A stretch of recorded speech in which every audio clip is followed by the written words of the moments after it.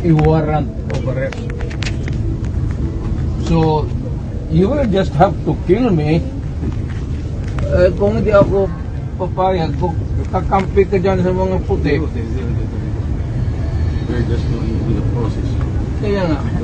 For detention, and the basis for detention.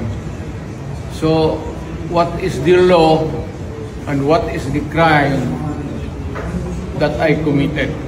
To me now, the legal basis for my being here, as apparently I was brought here not of my own volition.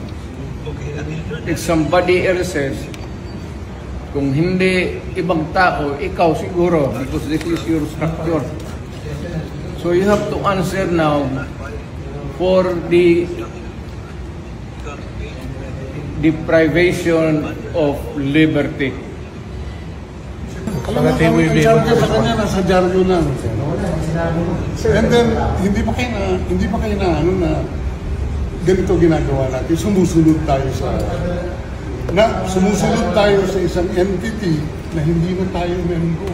Nag-withdraw na tayo. And yet, sir, you are the Prosecutor General. Yes. You know how to exercise due process. Before you can even file charges, you have to file a complaint. We have to file a counter affidavit. Without doing those procedural process, here we are being issued a warrant of arrest, questionable warrant of arrest.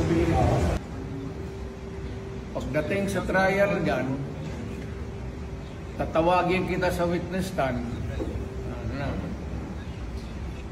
Sabihin ko, you're the person who arrested me. May I know the reason why?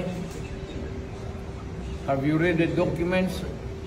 Or at least, have you read the case at that time when you made the arrest? So that you would be guided to what you should know. Yan lang yan. Magkaibigan tayo, galing ako gobyerno. Ayaw lagi kayo. Asa si Bingbong? Bong! Bong, halika Bong, tinan mo. Abusado kayo na sila. Abusado. Dili mo hindi dapat ato agianan. Ayaw lagi. Wala yung warrant. Wala lagi warrant. Bong, says Bingbong. Ayaw na. Magsakay tayo lahat dyan. Ayaw ko magsama kayo dito ay magkarga niya. Lakaw na, ayaw, ikaw ng bata, ayaw sila. Ha? Yung si Betty.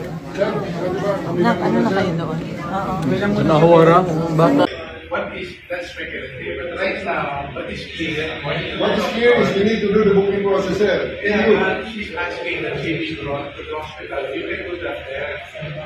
Is that too much? Yes, sir, that's too much. Oh, is that too much? 80 years old siya. 80 years old siya. 80 years old siya. Walang kaso. 80 years old siya. Ilan sa Filipino ang nahuli kayong araw na to? Ilan ang Anong kaso? Kaya nga, anong kaso? Gawa lang ng kaso. Sir, going tayo logic, sir. Ilang Filipino ang binukay, ilang presidente na namumuk. So that means that you are banking on the inequality of the law because of the